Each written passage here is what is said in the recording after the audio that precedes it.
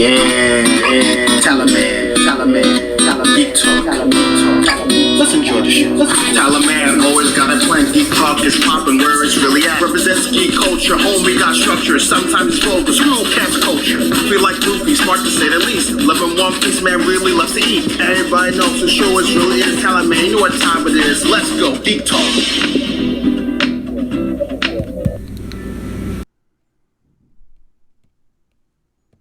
Wait. What's your middle name? Leslie. Oh my God! so you're Sam L. Jackson. That's fucking great, just like Sam L. Jackson. Who is that?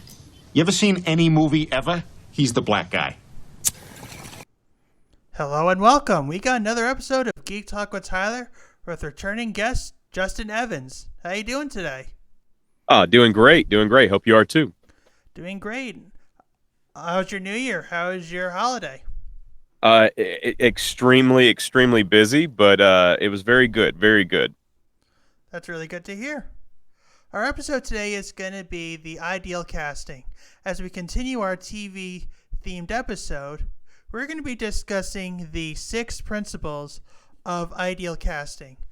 I brought Justin in with me today because, as you recall from our last episode, he shed some light on some POV on acting. And not only that, he's also given us some insights thereof. The first point he's going to give us is actually something he's related to on a project we're currently working on. The first point of any ideal casting is the voice. Granted, this is something that usually works for an audiobook or an animated series. But would you say it's definitely an underrated form of any casting choice? That's a tough one. I think that it probably is underrated in by and large. I always look at it very strongly whenever I think of somebody that I think is a really good actor, something like that.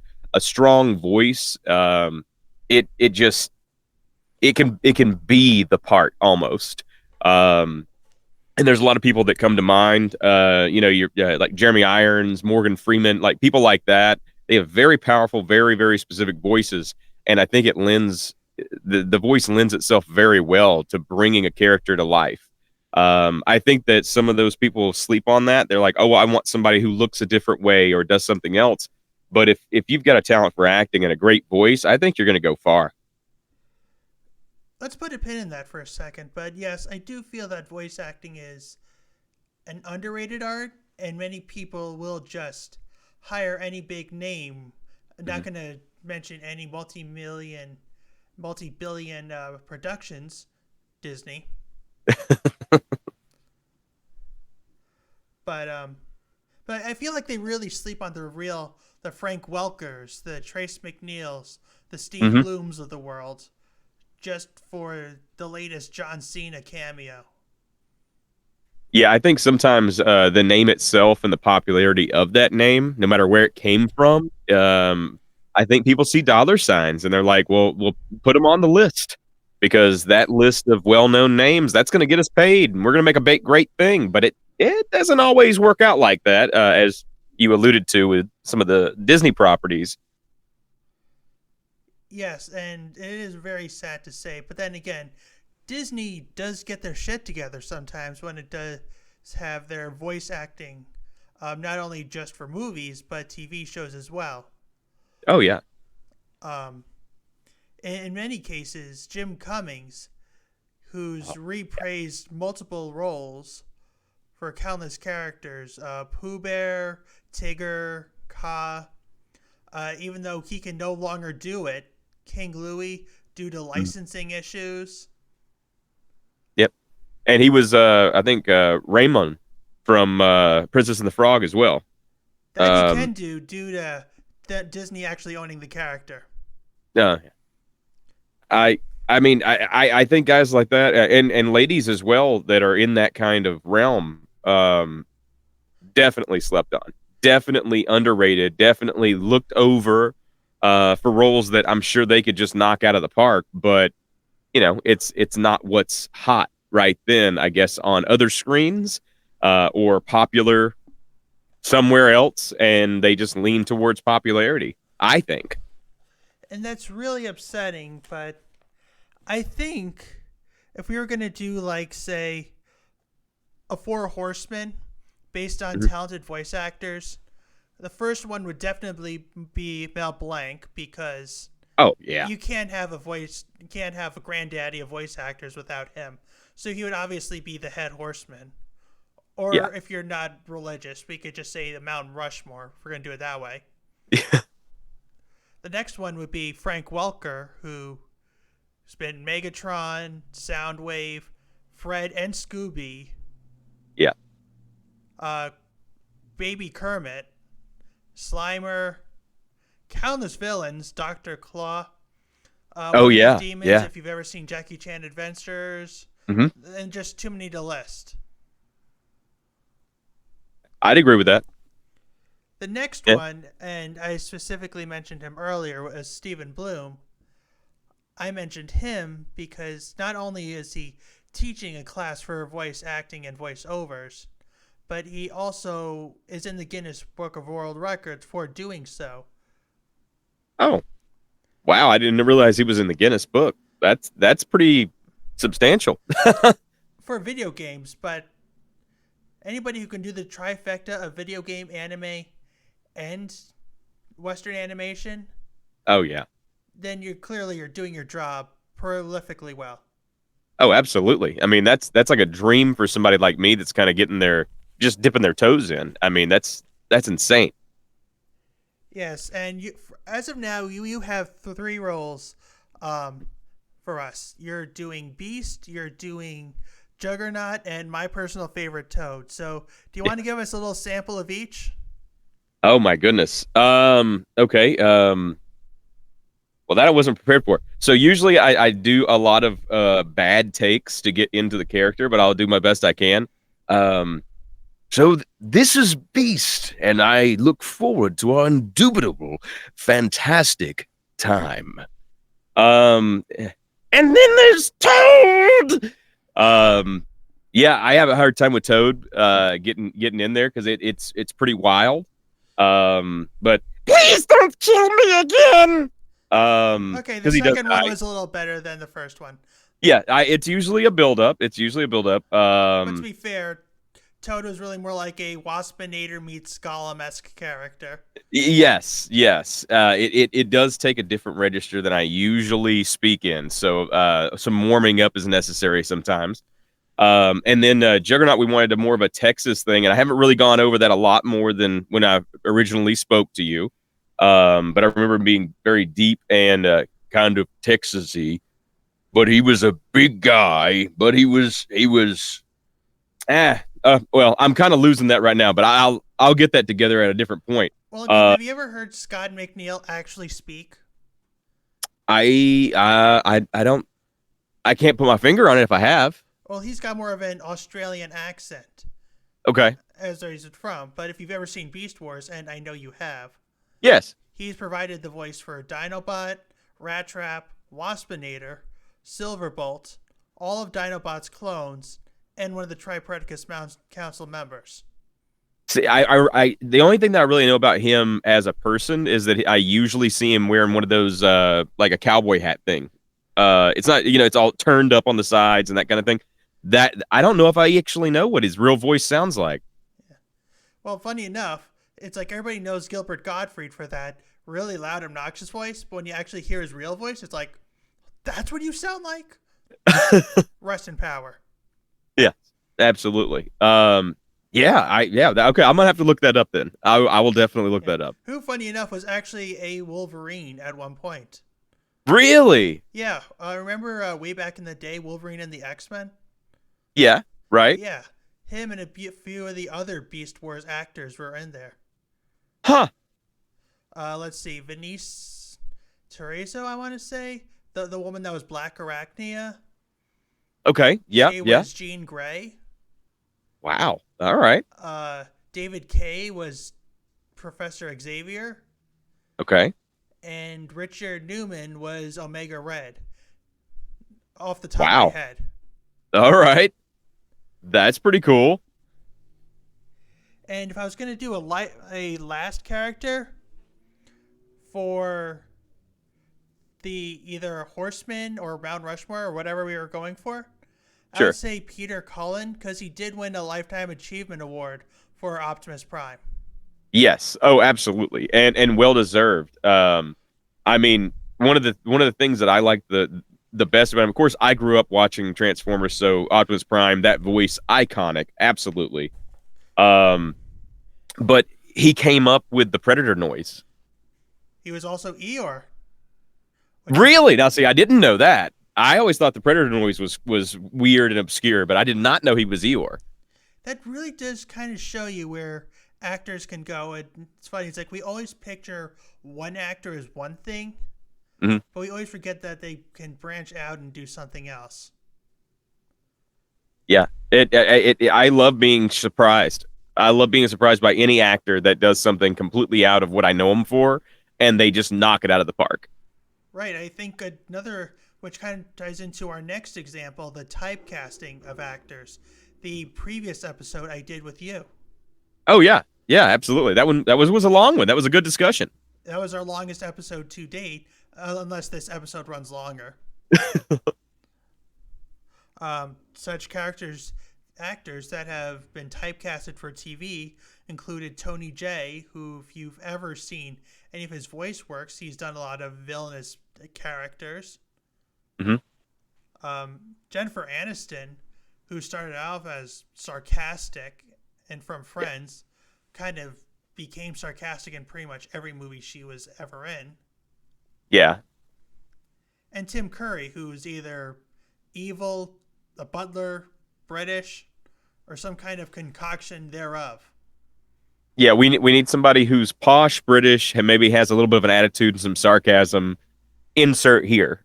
I mean, maybe like a gay Gary Oldman. Yeah, it was sort of. I mean, he has a little flamboyance about him. I mean, If you've that's seen fair. Kung Fu Panda 2, it's somewhat there.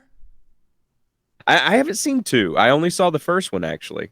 Yeah, he was the villain for the second one, and J.K. Simmons was the villain for the third one. Okay. J.K. Simmons is pretty cool. I like him a lot. Yeah, but it was weird. He was also the villain for the, for Zootopia, if you saw that movie.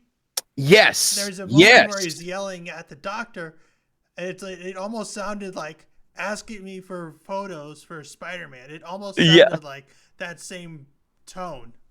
Yeah, yeah. Print is in 3 hours. We got to get him. We gotta go. Oh man. But I think that's a lot of things a lot of people do take consideration when they're trying to think of their ideal cast. Like, do we want to get a typecast thing going on? I mean, I could appreciate a little bit of typecasting mentality when it comes to if you know exactly how you want something to be cast, as far as the archetypes and things like that. I don't necessarily blame somebody for using more typecasting, people or to get their characters exactly the way we want them, because they've seen them that way before. So I understand it, but it's sometimes there's just a better person, and it takes a little more work to find that person that might be perfect when you thought somebody else was perfect. Let's And look even at outside, the original X-Men, Wolverine sounded Australian for reasons. And yeah, now I don't the know about most that. popular Wolverine in video games and animation is Steven Bloom. Yeah. I mean, and I can't make heads or tails of that, but Yeah, the same fans can speak creepy-ass up. It's guy popular. that did the Snake Dude in Naruto is now one of the most iconic Marvel characters of all time. Really? Yeah, I'm gonna let you wrap your hand around that. Who?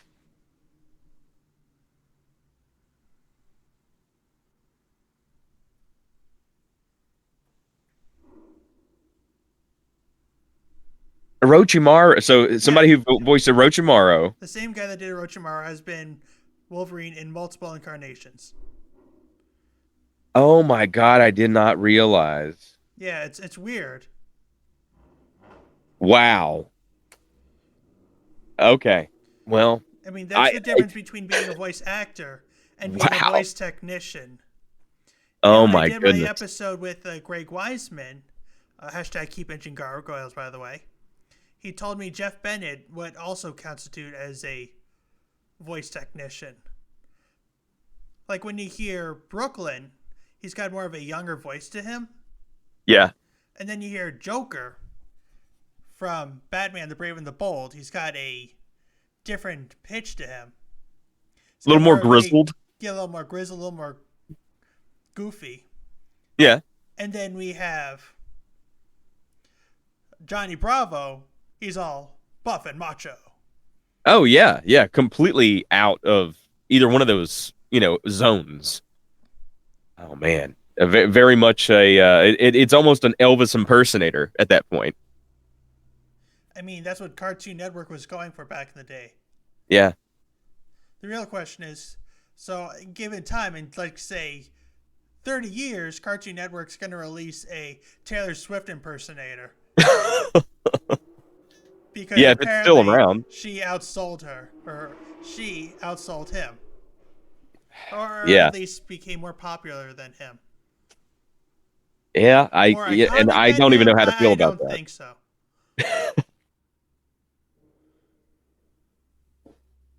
But I think the Swifties are definitely eating well today at that thought. Oh, for sure. Yeah, they're definitely diehard fans.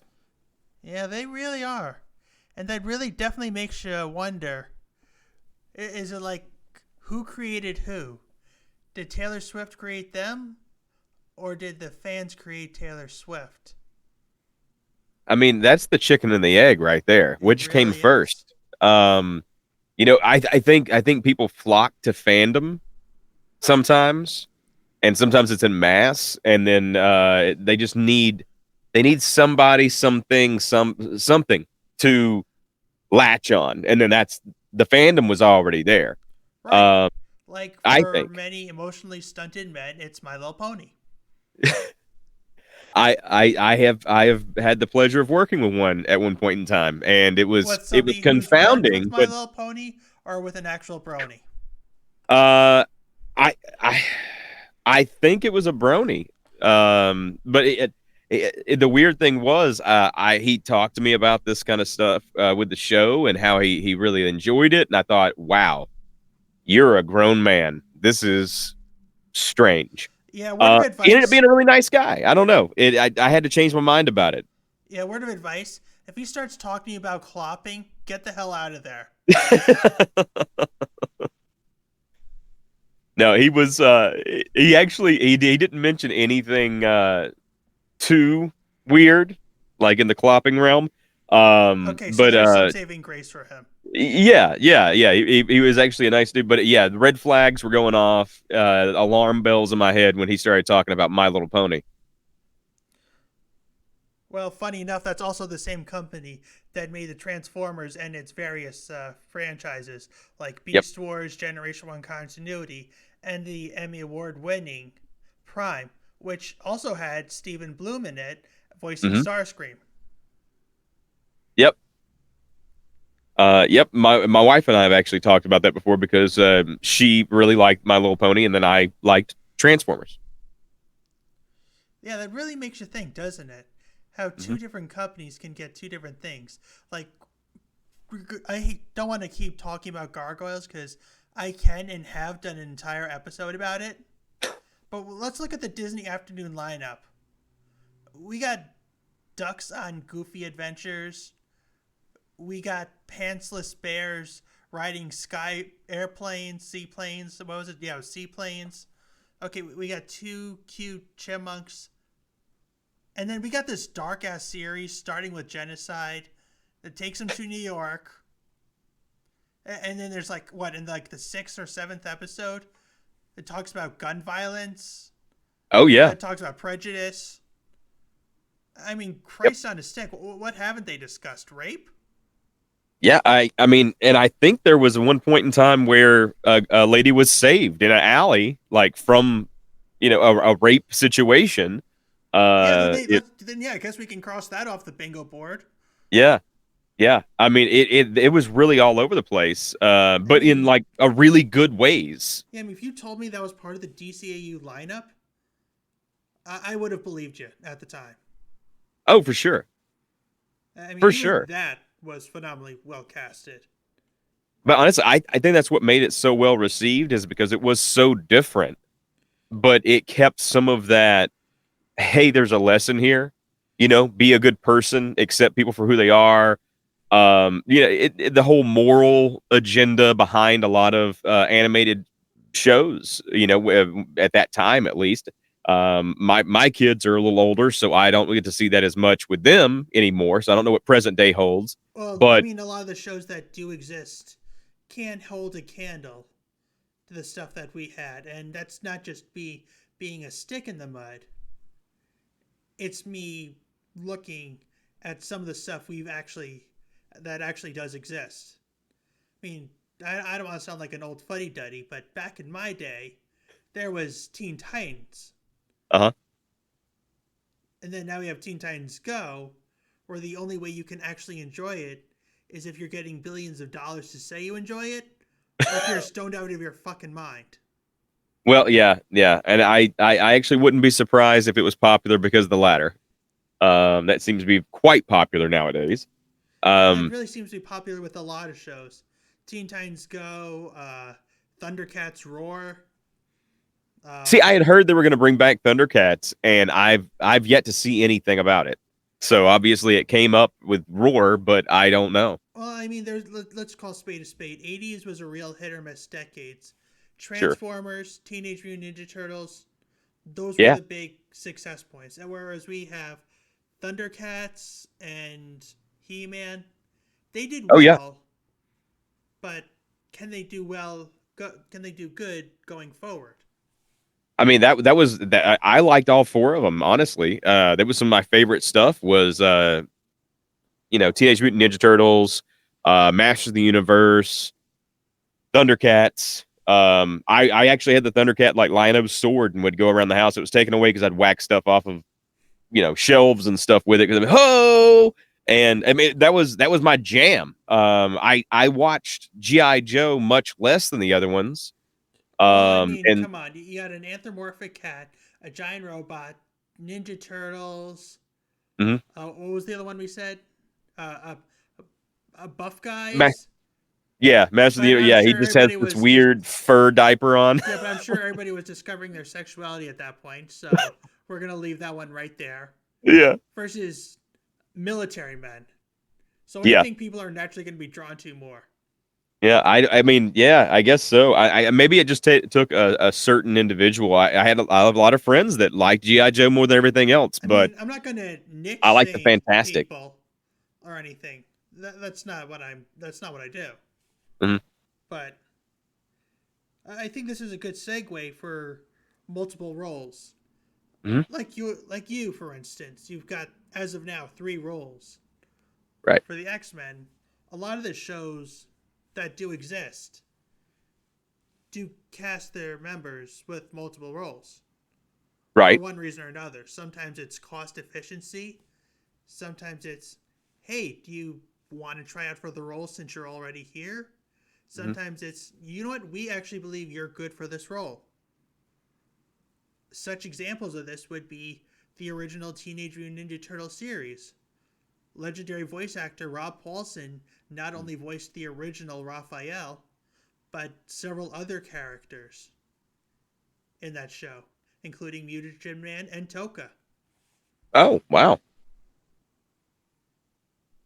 I mean, I know that certain people do voice a lot of different characters within the same productions. Honestly, and this may be just because after I've gotten to adulthood and I've become jaded and whatever you want to call it, I usually chalk that up to just cost effectiveness. If there was no payroll, they would get whoever, because you're not going to see their face with animated stuff, and then it's just whatever you can do with the voice. See, I've been taking Steve Bloom's voice acting classes. I personally don't believe that. Really? Yeah, because for starters, the voice acting community is one of the nicest communities you'll ever have. Even if they don't get a role and somebody else does, they'll still support you regardless. Hmm. And on top of that, it's all about the quid pro quo kind of thing. Like, you help me, I help you. Okay. So So either it's one way about or that another, community. it's all about a celebrity thing. And he's brought many of his associates and friends. Charlie Adler, Jim Cummings, Tom Kenny, all have been on his classes making special appearances. Wow. Okay, I've got to look into those. Yeah, definitely. I've check got out his to. Now, I'm classes. so interested now. Yeah, his classes aren't cheap, but they're definitely worth it. Okay. But Tailspin is another. But it's what you said. What you're saying about the cost effectiveness. I Mhm. do believe that to some degree. Jim Cummings, one of the most talented, prolific voice actors alive today. Mhm. Two of his most iconic roles were in Tailspin, Don Carnage and King Louie. But he Oh, also yeah. did a lot of the other additional voices in that series as well. And granted, a lot of times you get an additional voice, it's just because they're a clone. Like Yeah. we mentioned with Beast Wars, with Dinobot and his clones, or even Gargoyles with Goliath and Thalog. Yeah. I mean, granted, Thalog sounds a lot more sinister than Goliath. But still. Yeah. Yeah. That's just Keith David at work. I mean, yeah. And I mean, I know he usually. Did you get Spawn vibes when you heard? So yes, a little bit. I think that he has a very unique sound. Like when you hear Keith David, you know that that's him, but he can pull off just a lot of different variations that are absolutely believable. You can fall in love with the sound of that character, whatever he does. But he has that dark tone just normally. I had the pleasure of meeting him once. He has the same kind of a dark tone, but he's so friendly and he's so great. But Really? yeah, it still is that Spawn kind of vibe. I get it from him almost every time. Where'd you meet him? I met him at in Knoxville, Tennessee, at Fanboy Expo. Solid. Yeah. I would say one of my personal favorite appearances was in DuckTales, the reboot series. Okay. In the last season, they kept having all these little crossovers. They had one with Tailspin, where Kit was grown up. They had one with Darkwing, or at least another one with Darkwing Duck in his hometown of St. Canard. They kind of had a small one with the Rescue Rangers.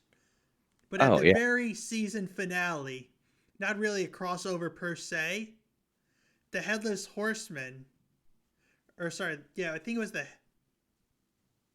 Headless Horseman, or at least the Headless Horseman of the Apocalypse.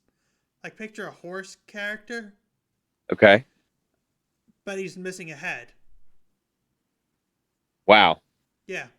Okay. Headless Horseman of the Apocalypse. So he's like a bipedal horse, but he's missing a head. Okay. The Apocalypse, and he just communicates by clapping his hooves the whole time. Wow. All right. Well, he's just like counting. But at the end of the episode, at the end of the series, where he finally gets the ability to speak, he pays homage to it turns out he was a gargoyle the whole time. Even going as so far, doing the "I Live Again" Keith David voice. Oh, that's great. He even does it again while the Gargoyles theme song is playing. I live Fantastic. again. I like callbacks like that. That's always really enjoyable to see in a show. It does, which also brings me to the next thing I feel like mentioning: recurring appearances and callbacks. Now, characters Optimus Prime, Batman, Joker. When we think of these characters, we always have a name attached to these characters. Optimus Prime, Peter Cullen. Megatron, Frank Welker. Batman, this is depending on who you speak, but more times than not, when it comes to the animated version, Kevin Conroy, rest in power, Absolutely. and Mark Hamill for Joker. Mm-hmm. Yep. But of course, there are some characters you just got to have one character in mind. Like the Animaniacs, they all had their characters. Yakko was Rob Paulson. Mm-hmm. Wacko was what was his name? Not Trace McNeil, the other one. Shoot, I'm spacing on his name. Oh, I'm horrible with names. It's gonna come back to me, but Trace McNeil was Dot. Mm-hmm. Jess Harnell was Wacko. That was gonna kill me. And then Tom Kenny we know as SpongeBob. Right. Even though they've all done other characters, those are the only incarnations of those characters. At least until they die and they do another series. Yeah. Or at least another incarnation.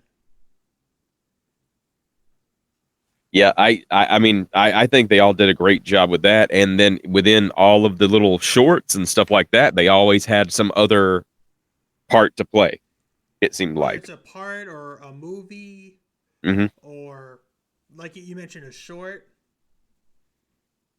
Or even those commercials. Like, remember when one of the first Transformers live action movies was coming out? Burger King was sponsoring it. Oh, yeah. Yeah. Yeah. Optimus Prime wanted to order a burger. It's like, okay, but you need to pull in. It's like, oh, fine. It's like, okay, but we're going to need an arm. It's like, oh, come on. But here's one thing I will never understand about the Transformers. The name is kind of misleading, don't you think? I mean, not necessarily. To me, it spoke loads. I mean, no matter what they did, even before they were automobiles, Autobots, kind of thing like that. That makes sense. Like even the throwbacks and stuff like that to Cybertron, like they still transformed into something else. Did they though? I mean, if anything, they're more like glorified Rubik's cubes. Or if you like Fair. reshape them, they become Fair. something else. Yeah, so maybe But it's just reshapers not as- would be better. Yeah, but at this point, it's a 30, 40 something year old franchise, and it just kind of sticks. Oh yeah, for sure. But when I'm thinking something transforming, I'm thinking more like Mystique from X-Men. Okay, I get that. I get that. Yeah, which by the way, I read something crazy about Nightcrawler's actual parents. Oh, okay. So it turns out Nightcrawler's parents are actually... Mystique is still actually his parents, but not his mom. Oh, really? I've always Mystique. known her to be his mom. Nope, Mystique is Nightcrawler's dad.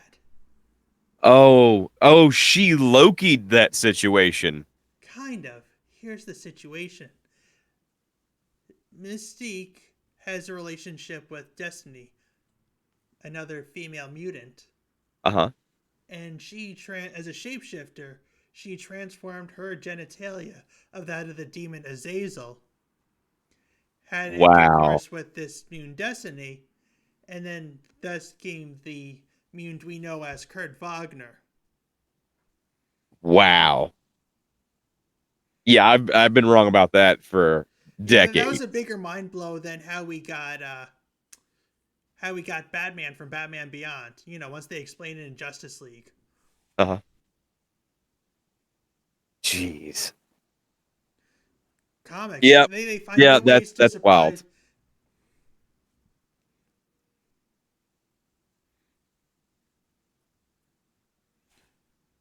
But as to recurring appearances, even if it's not the direct character themselves, there are times where the original character will make an appearance. The original Thundercats was a prime example of this. Alan Oppenheimer, the original Lion-O, wasn't Lion-O in that Thundercats reboot, but he played his dad. Oh, really? Yeah. Okay. Okay. I mean, I like I said, I didn't watch the reboot, but I know that in other things, which I'm drawing a blank on specifics right now, I tend to like that kind of stuff because it shows, hey, listen, we're going to give a little respect here and make sure that this person is involved because we wouldn't have this without that. Well, there are times in which they keep actors from both, what you call it, from both series, even if it's Uh-huh. not the same role. DuckTales is another phenomenal example. Rob Paulson was the original Gladstone Gander, but in the reboot, he was one of the Moonlanders. Oh, okay. Hmm. I feel like he might have deserved something better. Yeah, but I think this new series was bringing out more of the famous people, like, say, from Community. Oh, okay. Yeah. I mean, it was good for what it was, but Okay. it was a different take on a classic series. They even explained that in the original Darkwing Duck episode that DuckTales had, which, funny enough, Darkwing Duck, or at least the actor Darkwing Duck, Uh-huh. was voiced by Jim Cummings. Okay. Okay. Even That though does ring a in the bell. original DuckTales series, he voiced another character. Okay. So it's a kind of a little notch. And I think there are several other characters, or actors, I should say, that have voiced both, but just different characters in general. Mm. For one reason or another. A lot of times recasting does happen because of, well, death. Oh, yeah. June Foray was both Ma Beagle and Magica Dispel. But she died in 2018, and the series started in 2017. Oh, goodness. Yeah. Yeah, that's gotta be tough to also try to step in and fill somebody else's shoes in an ongoing production. You know, try to make it make sense, not have the fans hate you, do that person justice, like all those things. That's got to be a lot of weight on somebody's shoulders. This is one of the things I did learn in not Rob Paulson. We mentioned him a bunch of times. Steve Bloom's class. Mm-hmm. No matter what character you do, if it's a character that's been done several times, you're Batman, you're Superman, you're Spider-Man, Optimus Prime, any of the Turtles, you will always be compared to the original character. Yeah. But even if that's not the case, you're at least going to be compared to the original source. Like, if we're going to look at Black Panther for a second, the guy that did T'Challa, Yes. as good as he was, not accurate to the comics at all. Mm-hmm. The original one was way more ruthless. Oh yeah, for sure. Yeah, I remember like that was one of those things. He kind of more embodied that predatory animal. You know, he didn't take those moments and think about something and then go and take the strategic route. It was in sharp striking, fierce, that kind of stuff. That's why I really like Black Panther. Yeah. That Black Panther was awesome. Yeah. That Black Panther was Keith David in the Fantastic Four series, if you ever got a chance to see that episode. Huh. No, I actually haven't. Yeah, and funny enough, that was actually his very first appearance. Many of the Marvel characters that eventually do get their own comics or legacies end up somewhere else. Like, would you believe that Sabretooth didn't start off as an X-Men character, but as an Iron Fist character, and then worked his way towards X-Men? Wow. Okay. Or Wolverine didn't start off as an X-Men character, but he started off as a member of the Weapon X program, but was sent to assassinate the Hulk, and thus made his debut in a Hulk comic. Specifically, that one I've issue known. number issue number 181. That one I did know already, but I did not know about Sabretooth. Yeah, Wolverine's big bad stars off somewhere else. Wow. There's a little cheating going on. Yeah. Well, I mean, and sometimes that stuff, I'd like to think that stuff changes because the fans gravitate to certain characters, and they're like, okay, well, let's bring this minor league player up to the majors and see what happens. Let's move them that way. Killmonger Let's send them to training camp, whatever. is another good example, and I've discussed this a bit in one of my previous episodes, Do Villains Deserve Sympathy? If we look at the original Killmonger, this guy was an absolute savage. He was a fucking warlord. Oh yeah, But then we look at this guy. He's basically the Victor Zsasz of the MCU. Yeah. Just to claim to have principles and reasons for killing people. It's like, congratulations, your Victor Zsasz meets Kira from Death Note. yeah.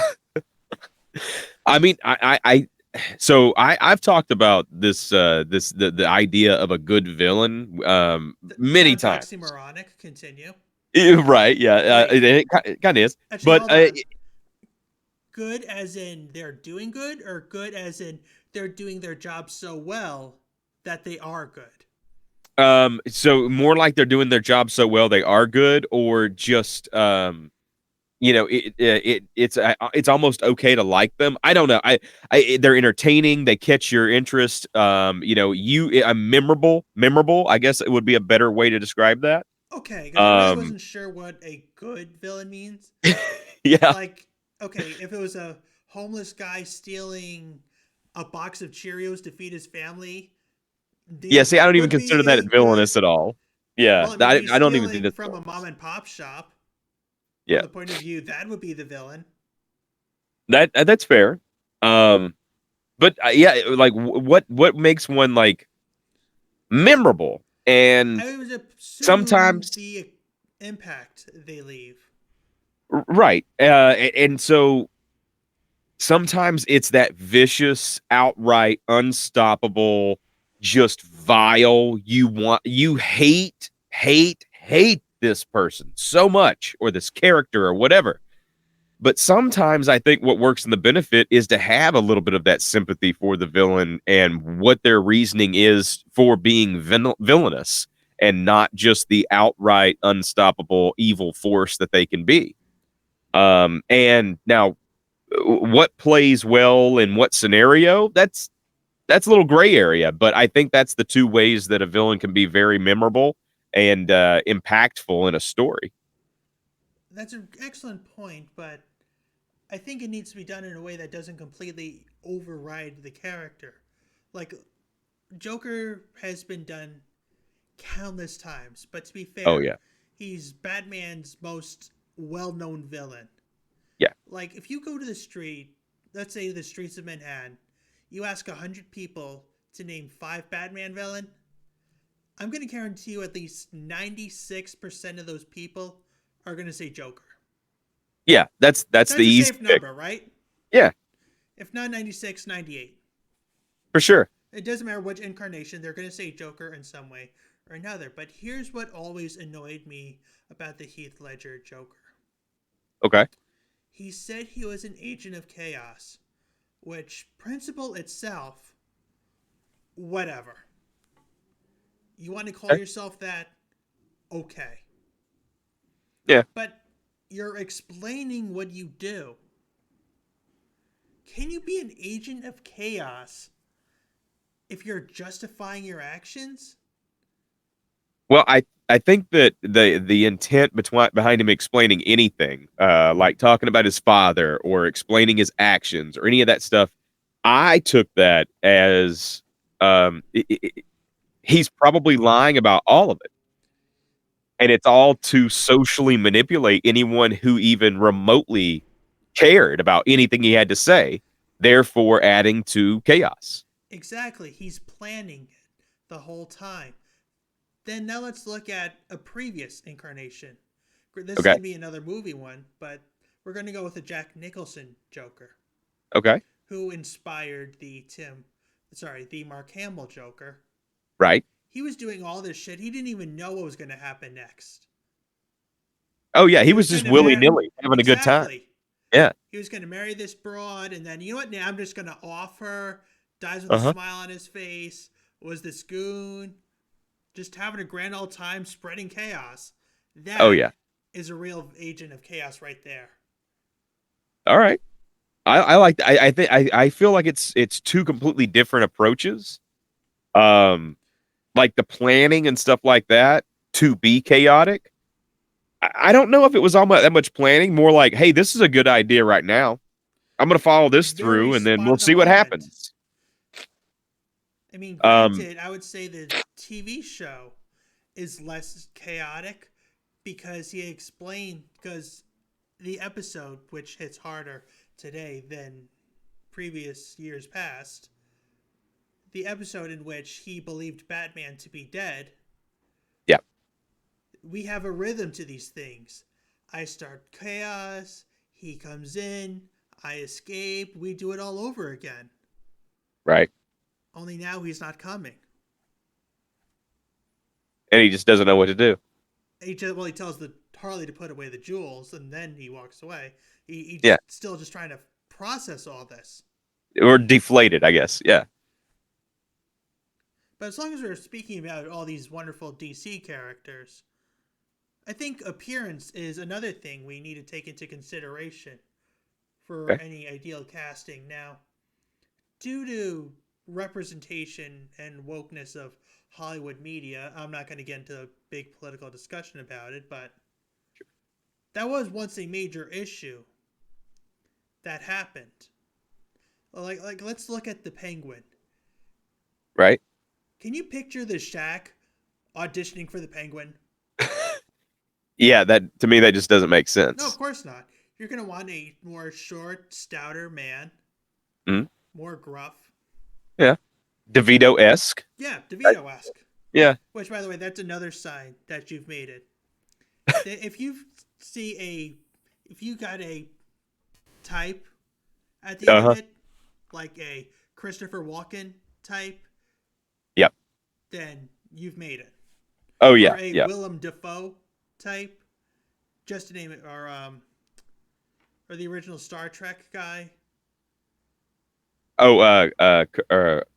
Captain Kirk. Yeah. I was about to say Kirk, and I was like, that's the character. Right. But yeah, you know what I'm talking about. Yeah, or Captain Kirk-esque type. Then yes, that's a sign that you've made it. Yeah, I would say so. Or at least that you have something unique about you that people like. But regardless of that fact, the appearance is definitely something people look for in the ideal casting. I think The Big Bang Theory is no exception to that rule. Mm-hmm. You got these four nerds, geeks, whatever you want to call them. Sure. I think maybe some sort of technicolor in between. Uh-huh. And then you got Penny, this attractive blonde, air Right. quoting that because she's not natural. But she was still an attractive woman. Right. Now, do you think somebody who wasn't, say, as attractive could have auditioned for that role? And Leonard would have still fallen for her the same way? I mean, I think they could have auditioned all day long, but that's not what they were looking for. You know, they were looking for the dichotomy Auditioned of and gotten the part successfully. yeah, right. I mean, I think they were looking for somebody like her. They wanted a young, attractive, probably blonde. I'm not sure if that was part of that or not, but it worked out. I mean, blonde lives go- matter, but hey, you can always fake it. Right.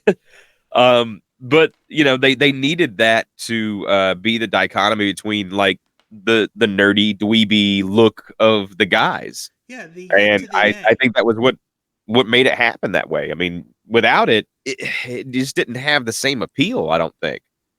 Side note, she is my least favorite Harley Quinn. I'm just going to put that on record. Fair. Very fair. Like, I would say Arlene Sorkin, the original Harley Quinn from the Batman animated series and the DCAU continuity. Yep. Then I'm going to put Starfire's voice actor, Hayden something or other. Yes. Yep. Then Tara Strong. And then Melissa Roach. Okay. Which is a fair order. I feel so. Yeah. Yeah. Which, funny enough, the two Teen Titans girls have voiced Harley Quinn at one point or another. If that's not funny, I don't know what is. That's God. Wow. Which, funny enough, we're going typecasting. Do you think, say, teams like Suicide Squad or even Ocean's 11 kind of do a typecasting thing? Yeah, I mean, I think so, but it almost feels like tradition at this point because there's been so many of these team up heist movies, team up this and that and those kind of things with more, and I mean team up as far as like there's not just two or three. You know, Ocean's 11, there's 11 of them. You know, there's so many. And so you start getting used to seeing a certain type of mix or at least thereabouts. And when you don't, it doesn't feel like they did it justice or it doesn't feel like anybody put enough effort into it. And so I think that's where the typecasting comes in, where that's actually almost what's needed sometimes. Because you believe these people have such well practice in this respective field. Well, I mean, I'm talking about from the actual casting these typecast roles. So like they're looking for people who are typecasted in X, Y, and Z because that's what you always see with those groups. Not necessarily the individuals, but just what they're going to be looking for, and then who they inevitably cast. It's not necessarily the chicken; it's the egg. I'm used to hearing the chicken first, but it is a nice change of pace seeing that the egg come first. Yeah. This does give me a lot to think about, but when anything's done into an adaptation, I think also big names are definitely a big consideration. As we previously mentioned, whether it's something like Gargoyles or Game of Thrones, or hell, even if we're going to go more Nickelodeon route, Avatar: The Last Airbender had a lot of big names in that show. Oh yeah. But Yep. real question is, do they hire the big names because they believed they were good for the role, or do they just want more moths to the flame, so to speak? Yeah, I think a lot of that can be seen in finished product. I mean, when you see something that just like everything seems like it ticks all the boxes off. Okay, well, it's stuck to this material, the source material, or this new material. It looks like everything went with that really well. This person's a good actor. That person's a good actress. You know, and I know they're stars and they're big stars and they're great big names and those kind of things. But yeah, that's good. That's good. That's good. And then it just feels lackluster. It really does, and this is something Disney is no stranger to. I mean, they've done it in the past, and it's worked very well. Yeah. Like in the 80s, they did it phenomenally. Yeah, absolutely. Vincent Price as Professor Ratigan in The Great Mouse Detective. Oh, Phenomenal. amazing. Yeah. Billy Joel as Dodger from Oliver and Company. Mm-hmm. Great. Phenomenal. Yeah. Grandpa Joe as the anti-hero and the Fox and the Hound. Mm-hmm. I'm sorry, I'm spacing on his name, but he did a great job. Yeah. As a quote unquote. I mean, I always think about villain, Robin Williams in Aladdin. Yeah, another big name, but I don't know if anybody else could have really done that way. no, or even funny remotely enough, close. They actually couldn't win best script because he kept improvising so much. Oh yeah, that's right. I did hear about that. Which is honestly, that's a shame because Well, that's if what anything, made that's it kind so of a good. compliment You know? in some perverse way. Yeah. And Yeah, like, you didn't the fit the box. Renaissance and post-Renaissance era were actually the last two times Disney really got its casting solidified. Mhm. Like they were actually trying to hire talent. Right. That just happened to be well known. Yeah. But then now, Yeah, I mean, I think let's look at Raya and the Last Dragon. Okay, Uh-huh. Who did they get to voice the dragon? Aqua frickin' Fina, Oh yeah, that's right. Yeah. the singer of My Badge, to voice a dragon. It's like, wow, Disney, I'm so glad your bar is set that high. Yeah. Yeah. I mean, kudos to her manager to get her in that role. And I've seen her in other stuff. I'm quite fond of the show Nora from Queens. Yeah, she's good in that. So that's good. Like, I like her as an actress and that kind of stuff, things that I consume in those I ways. think she's better live action than she is a voice Yeah. actress. I mean, nothing against her personally. No. It's just, you ever feel like when there's a voice actor, there are people that can sound like your Rob Paulsons, your Frank Welkers, your Trace McNeils, your Tara Strongs, Stephen Blooms. They can sound all over the place in a Absolutely. good way. Yeah. Right. Right. But then there's her who sounds like the exact same person. Yeah. Yes. I mean, granted, Yeah, she Danny was definitely in it DeVito for the name. sounds like Danny DeVito a lot of the time. Mhm. I'll admit that, but a lot of people gravitate towards Danny DeVito more. Yeah. Yeah. I mean, I like Danny DeVito a lot. I mean, okay. So there's another one. Hercules.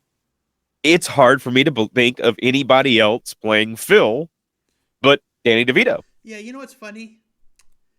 The only thing actually accurate, comparatively speaking, from mythology to the actual Heracles, and yes, Heracles is the actual Greek name, Correct. Yep. is that satyrs are horny as fuck. Oh yeah. That's the only thing. Correct. Yeah. Everything else, it just kind of felt like they piecemealed it. Yeah. Yeah. I feel like they went very they went very childlike for the kids movie. I mean, And then, they you know. had to. I mean, did you see the original Cinderella story? Oh yeah, that's just like all the Grimm's fairy tales that have come up and stuff. And Let's see. oh yeah, In the Be original terrifying. Pinocchio killed Jiminy Cricket. In the original Cinderella, the stepsisters chopped up their feet to fit in the slipper. right. And in the original Little Mermaid, I don't know if her name is actually Ariel or that's something Disney pulled out of their ass. or Yeah, I don't know. whatever, But the mermaid in the story actually dies and becomes Seafoam. Yep. I mean, Christ, Ghibli actually had their own Little Mermaid, and it was actually done better. Yeah. Oh, I liked Ponyo pretty good. Yeah. Yeah. Kate Blanchett was actually an interesting choice. Yeah. Right. Yeah, I mean, not interesting bad, interesting good. Yeah. I mean, I was not necessarily surprised, but like, Well, to be fair, it was the amount of talented people, like good talented people, Mhm. like if Studio Ghibli ever recruits Aquafina for any of their movies, I'm like, all right, you know what? I'm done. Thank you for all the years, but fuck you, Ghibli. well, that's like Howl's Moving Castle. Christian Bale, right? He was Hal. Yeah, we had Christian Bale as Hal. We've had Mark Hamill in 2 different Ghibli movies. Yep. Tim Curry was the Cat King, and Yep. The Cat Returns. Frank Welker was Totoro. Oh yeah. Yeah. Keith David was the narrator and Lord Akodo and Princess Mononoke. Right. Let's see, who else what other big names are worth mentioning? Chris. Oh no. What am I thinking Oh, of? wait, who's Drax in the MCU? Batista. Yeah, Dave Bautista was the parakeet guard in The Boy and the Heron. Oh, okay. So I haven't seen The Boy and the Heron yet. Oh, dude, you're missing out. Phenomenal film. I've heard great things. I just haven't had a chance to see it. Dude, if you can see it in IMAX, I have. Excellent. Not Christian Bale. God, what is her name? I'm drawing a complete blank. She was the little girl on the movie Interview with a Vampire. You talked to the wrong cowboy, but Crap. But the girl that was Lilo from Lilo and Stitch was actually Chihiro from Spirited Away. Oh, okay. Yeah. Oh, wow. Really? Yeah. Okay. Yeah, I was thinking of Kiki's Delivery Service, so that's what I was trying to think Yeah, of. Was but that was Kirsten Dunst, though. Kirsten Dunst? Kirsten Dunst. That's what it was. Kirsten Dunst, not And Christine. Phil Hartman was her cat. Yes, yes. Before And that his was my next thing I was thinking of. passing in, I want Yeah. to say 94. But whenever Hal was in his monster form and he was all "get away from me" and stuff like that, I feel like that's the first time that he showed us what would eventually be his Batman voice. Interesting. So you believe that the Nolan verse was inspired by the Ghiblis? I mean, at least the voice for him in the suit as Batman. I think that's where he tapped into a little bit to have that gruffer Batman voice. Here's the problem I have with most superhero movies. As big of a fan as I am of Batman, Mhm. a lot of the people always think, "Oh, who's going to be the next Batman? Oh, who's going to be the next Batman?" No one ever says who's going to be the next Bruce Wayne. That's why Kevin Conroy did it so well. Not only was he the gruff exterior Batman, he knew how to be the calm, sophisticated Bruce Wayne when he needed to. Absolutely. The only people who knew that were the main Justice League members, Alfred, the Bat family, and Lucius Fox. Mm-hmm. And of course, he was an amazing voice actor. Phenomenal. But I think that led to the benefit of him being led to his benefit to be so good at playing both of those roles. Is that whenever he could shift that pattern of speech, the way that he spoke to Bruce Wayne from the Bat, and vice versa, because he did not have to have a look on screen to correspond to that. It was an animator that would make the character look however they needed to look. That almost made it easier because he had that talent. It made it easier and more believable for the audience to consume that. That actually was, and I actually did speak to him. What was his? Oh, really? Yeah. Right before, actually, the year of his passing, believe it or not. Oh my goodness. Yeah, at a convention in Connecticut at the Mohegan Sun. Wow. If he ever imagined himself working with Mark Hamill, and he was easily the most energetic I've seen him. But before I asked my question, he explained to one of the individuals that he had experience in theater, so that really prepared him for his role with Batman. Oh, okay. Theater kid. A lot of respect for that. Yeah. Yeah, it's funny. If you told me that Batman used to be a theater, I would have never pictured it. No, not at all. No, but I even think we need to take into consideration younger versions of themselves. Okay. Like, when we see a younger character, we automatically think they're just going to be the same person, but with just a higher voice. That's not always the case. DuckTales, the 2017 version, is an example of this. Donald Duck has had the same voice actor for several years. Yeah. But then Russi Taylor, the original voice actor for the triplets, voices the young Donald Duck. Or voiced the young Donald Duck before her passing. Okay. I mean, that could work. The triplets, the uncle, they're related. They may have a similar thing going on as kids. It worked. Yeah. For what it was. But I think the real question is, can shows go on without certain characters? Or actors thereof? Like, The Simpsons is a very good example. Maude was easy to kill off. I mean... Oh, yeah. So the Flanders doesn't have a wife, but he's still Flanders. Sure. But then we have Edna's actor. She dies, so she's no longer on the show. And Russi Taylor, so all of her characters are either revoiced by somebody. Now, can you imagine if Dan Castellaneta died? Oh my goodness. I don't even want Are to you honestly imagine going to that. tell me you're going to replace him? Yeah, I don't know how they would. You don't. Although I find it funny. Homer, the overweight, meat-consuming alcoholic, is Uh-huh. voiced by this skinny vegetarian that doesn't drink. Yeah, right. And yet he somehow magically lands the role. Yeah. Yeah. I mean, hey, if I don't know if that counts as talent or not. I honestly I think that almost fits really well whenever you're thinking about the actor versus the character, because he's almost just doing a caricature of those things that he dislikes all wrapped up into one person. You, And that seems kind of right when you listen to Homer. would that also apply to gender? Like, there are a lot of the times where women will voice younger boys, like Tara Strong, who has voiced both Timmy Turner and Ben Tennyson. Yeah.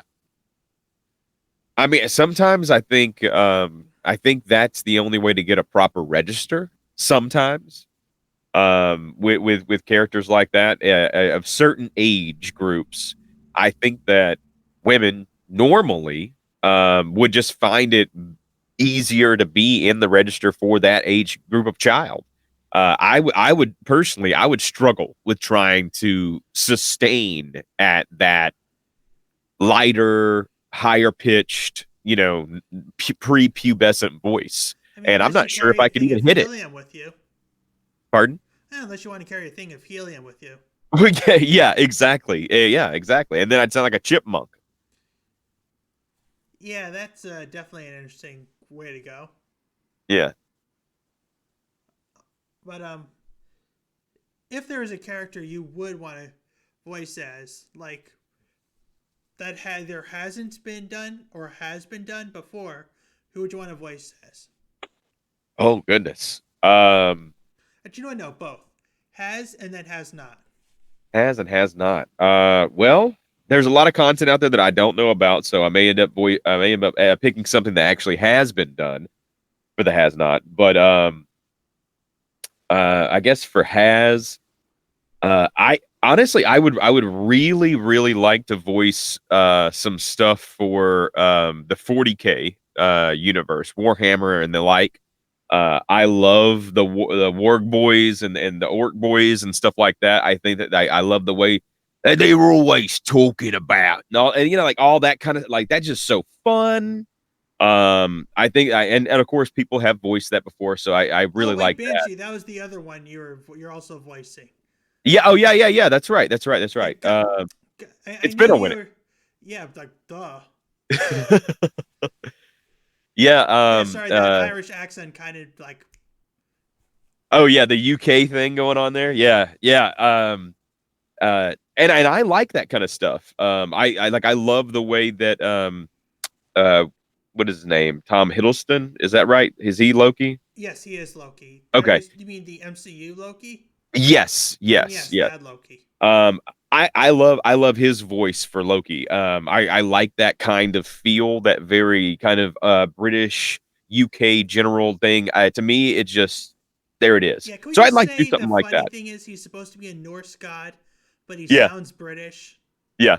Or like even Hunchback of Notre Dame.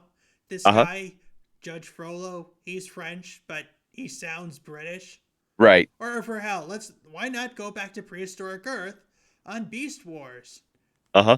Out of this protoform comes a scorpion snake hybrid. There's no concept of any English language or any language at all. Automatically comes out with a Western accent. Yep. I honestly, especially with the stuff where you're Norse or you're whatever, and they have an English accent, or like an alien creature, and it has an English, United Kingdom-ish accent. I think the reason that I don't question that so much is growing up, like looking at like the what was it, Clash the Titans and Perseus and like those kind of movies where everybody from Greek legend had a English accent for some reason. It made them seem more proper, and I don't know why.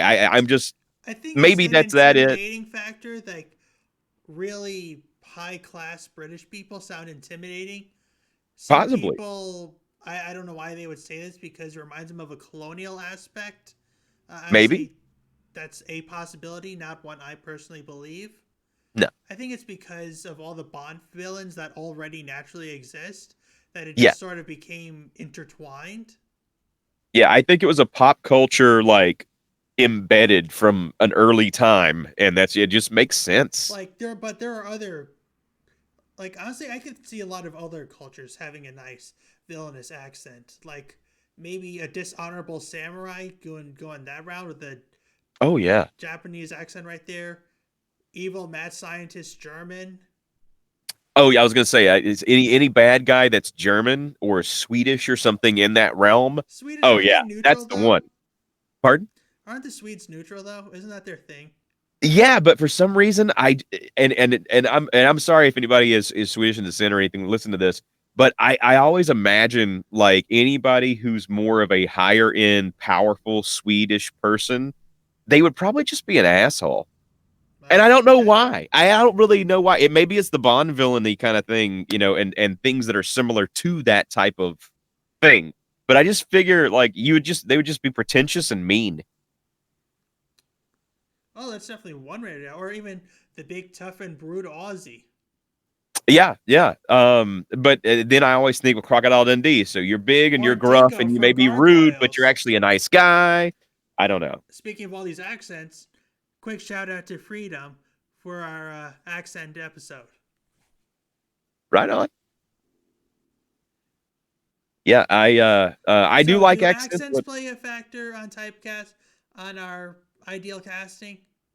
You know Any of what? the actors let's look at actors of yesteryear, like your Okay. Tony J's and Christopher Lee's, are Yeah, two very phenomenal examples. I think that absolutely it does. Absolutely it does. Whenever somebody has one of those iconic voices that come along with an accent, they're going to play this similar kinds of characters over and over and over, or at least people are going to want them to. And then there are times they do, but in a slightly different direction. Like the Mhm. same guy that did Captain Hook from the original Disney Peter Pan film Uh-huh. was also Thorin from the 1977 Hobbit film. Really? Yeah. That's great. So it's like they're both captains in a way. Or at least Uh-huh. they're both head in charge. Yep. Only one's more the Kingdom of Erebor, and the other one's a rogue group of pirates who's justifiably getting his revenge over a teenage ne'er-do-well who fed his hand to a crocodile. Yeah. They never Yeah. explained why he did that. Yeah, and I've heard a lot of dark stories and either fan theories and other things like that. It gets wild out there as to why all that happened and what may have happened and what may not have happened and stuff. That's a very interesting road to go down if you ever have time. I mean, he's a pirate, so the real question is chicken or egg, who provoked who? Yeah. Yeah. I mean, at that point, I'm thinking a kid that wants to play versus a pirate that is pirating. Probably the pirate. He was probably at fault there. Maybe he was doing something that was pirating, but that wasn't directly affecting Peter Pan. But Mhm. Peter Pan wanted to be the hero and teach Hook a lesson, and thus earned eternal vengeance. Yeah, very well could have been because Pan was that kind of character. Which But definitely yeah. check out the Chippendales Rescue Ranger movie. You'll be surprised to see who the villain is. Okay, I will. I'm not going to say anything, but it was an interesting experience to see. Right on. But I think there's several things we have looked at the ideal typecasting, from physical appearances to previous typecasting to recurring appearances, the actual voices, big names, multiple roles. If there's one we personally haven't gone to, I'd like to apologize for that. Feel free to leave it in the comments. But Justin, thank you for being here today. Thank you for having me.